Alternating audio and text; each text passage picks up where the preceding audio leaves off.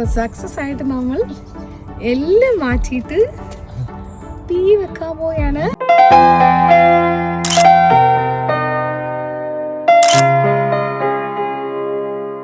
Hi all, welcome to GB Sci. അപ്പോൾ ഇന്ന് നമ്മൾ പറയാൻ പോകുന്നത് ഒരു സൈക്കിൾ ബാലൻസ് ഇല്ലാത്ത, ഒരു ഇന്ത്യൻ ലൈസൻസ് പോലും ഇല്ലാത്ത എനിക്ക് UK ലൈസൻസ് എങ്ങനെ കിട്ടി എന്നുള്ള ഒരു ഡീറ്റെയിൽഡ് വീഡിയോ ആണ്. അപ്പോൾ എങ്ങനെ ലൈസൻസ് എടുക്കാം, അതിൻ്റെ കൂടുതൽ വിവരങ്ങൾ എല്ലാം ഈ വീഡിയോയിൽ നമുക്ക് കാണാം. അപ്പോൾ ആദ്യം നമുക്ക് വേണ്ടത് പ്രൊഫഷണൽ ലൈസൻസ് ആണ്. അപ്പോൾ അത് എങ്ങനെ എടുക്കാമെന്ന് നമുക്ക് നോക്കാം.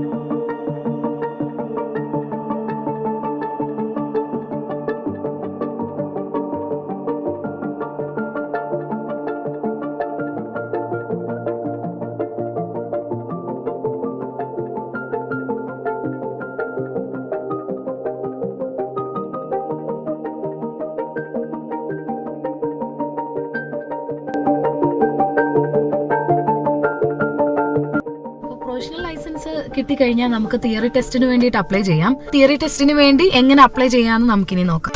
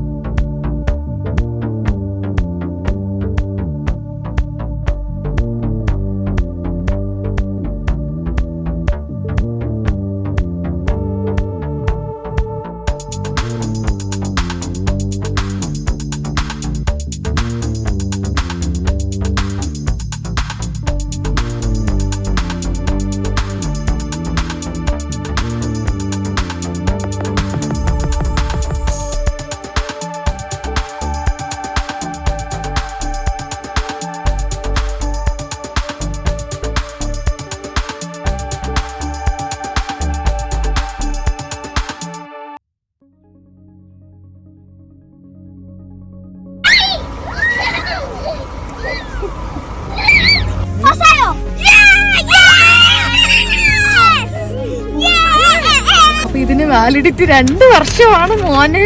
കിട്ടി മോനെ. തിയറി പാസ്സായിരിക്കുകയാണ്. കൺഗ്രാജുലേഷൻ.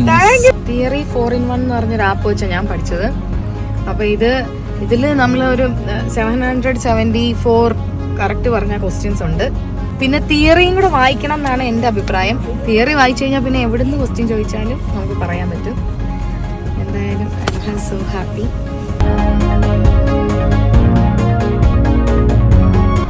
പ്രൊഫഷണൽ ലൈസൻസ് കിട്ടിയാൽ പിന്നെ നമുക്ക് ഡ്രൈവിംഗ് പ്രാക്ടീസ് ചെയ്യാം.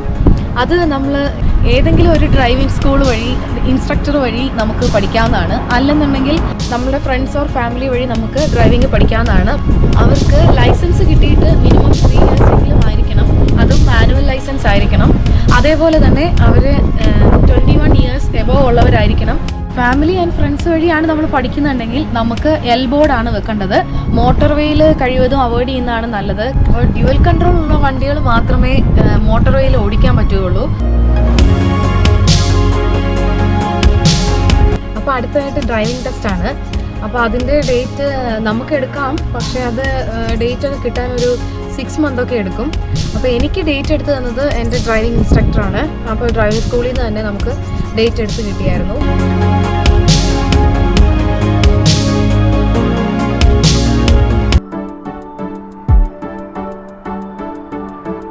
അപ്പോൾ ഇതാണ് UK ഡ്രൈവിംഗ് ടെസ്റ്റ് പാസ്സായ സർട്ടിഫിക്കറ്റ്. അപ്പോൾ നമുക്ക് കിട്ടുന്ന പ്രൊഫഷണൽ ലൈസൻസ് നമ്മൾ എക്സാം കഴിഞ്ഞ് പാസ് സർട്ടിഫിക്കറ്റ് കിട്ടുമ്പോൾ അത് അവരങ്ങ് വാങ്ങിക്കും. അപ്പോൾ അവർ തന്നെയാണ് നമുക്ക് ലൈസൻസിനുള്ള പ്രോസസ്സ്. അഡ്രസ് ചേഞ്ച് ഒന്നും ഇല്ലെങ്കിൽ അവർ തന്നെ നമുക്ക് ചെയ്തു തരും. പാസിംഗ് സർട്ടിഫിക്കറ്റ് തന്ന സമയത്ത് നമ്മുടെ അഡ്രസ്സ് ഒന്ന് മാറിയായിരുന്നു. അപ്പോൾ പ്രൊഫഷണൽ ലൈസൻസിലെ അഡ്രസ്സും കറണ്ട് അഡ്രസ്സും തമ്മിൽ വ്യത്യാസം ഉണ്ടായതുകൊണ്ട് നമ്മൾ ഒരു പോസ്റ്റ് ഓഫീസിൽ നിന്ന് ഒരു D1 ഫോം വാങ്ങിക്കണം. ആ ഫോം വാങ്ങി നമ്മൾ ഫില്ല് ചെയ്ത് നമ്മുടെ സർട്ടിഫിക്കറ്റും ആ ഫോമും കൂടെ വെച്ചാണ് അയക്കേണ്ടത്. നമ്മൾ പോസ്റ്റ് ഓഫീസിൽ നിന്ന് വാങ്ങിച്ച D1 ഫോമാണിത്. അപ്പോൾ ഇത് ഫ്രീ ആണ്. നമ്മൾ പോസ്റ്റ് ഓഫീസിൽ പോയി ചോദിച്ചാൽ അവർ നമുക്ക് ഈ ഫോം തരും. പാർട്ട് 1ഉം 2ഉമാണ് D1 ഫോമിൽ നമ്മൾ ഫില്ല് ചെയ്യാനായിട്ടുള്ളത്. അപ്പോൾ ഈ പാർട്ട് 1ൽ to change my address on my license ഉണ്ട്. അതിൽ നമ്മൾ ടിക്ക് ഇടുക. പിന്നെ അതേപോലെ after passing test category fill ചെയ്യാനുള്ളൊരു ബോക്സും ഉണ്ട്. അതും നമ്മൾ ടിക്ക് ചെയ്യുക. അതേപോലെ പാർട്ട് 2ലാണ് നമ്മളുടെ ഡീറ്റെയിൽസ് എഴുതുന്നത്. അത് പ്രസൻറ്റ് അഡ്രസ്സും പ്രീവിയസ് അഡ്രസ്സും നമ്മൾ ഫില്ല് ചെയ്യണം. അതേപോലെ തന്നെ പാർട്ട് 7ൽ ഒരു ഡിക്ലറേഷൻ ഉണ്ട്. അവിടെ ഡേറ്റ് ആൻഡ് സൈൻ ചെയ്ത് അയക്കുന്നത് DVLലേക്ക്. നമ്മുടെ പാസിംഗ് സർട്ടിഫിക്കറ്റിൽ ആപ്ലിക്കൻ്റ് ഡിക്ലറേഷൻ ഉണ്ട്. അത് സൈൻ ചെയ്യാനും മറക്കരുത്. നമുക്ക് കിട്ടിയ പാസിംഗ് സർട്ടിഫിക്കറ്റ് സൈൻ ചെയ്തത് D1 ഫോം ഫില്ല് ചെയ്യണം. അതേപോലെ നമ്മുടെ പ്രൊഫഷണൽ ലൈസൻസും കൂടെ വെച്ചാണ് നമ്മൾ പോസ്റ്റ് ഓഫീസിൽ നിന്ന് DVLലേക്ക് അയച്ചു കൊടുക്കേണ്ടത്. SA 99 1BN എന്ന അഡ്രസ്സിലോട്ടാണ് നമ്മളിത് അയക്കാൻ പോകുന്നത്. അപ്പോൾ നമ്മൾ ഈ ഫോം എല്ലാം സെൻഡ് ചെയ്ത് കഴിഞ്ഞാൽ നമുക്ക് 3 ആഴ്ചയ്ക്കുള്ളിൽ നമ്മുടെ ലൈസൻസ് നമുക്ക് കിട്ടും. അപ്പോൾ ഇങ്ങനെയൊക്കെയാണ് ഡ്രൈവിംഗ് ടെസ്റ്റും എക്സാമും പ്രാക്ടിക്കലും ഒക്കെ ചെയ്യേണ്ടത്. അപ്പോൾ എല്ലാവരും ഡ്രൈവിംഗ് ലൈസൻസ് എടുക്കുക, എല്ലാവരും ഡ്രൈവ് ചെയ്യുക. അപ്പോൾ ഹാപ്പി ഡ്രൈവിംഗ്. അപ്പോൾ മറ്റൊരു വീഡിയോ ആയിട്ട് വീണ്ടും കാണാം. ബൈ. ഓടുന്ന തന്നെ ഭാഗ്യം.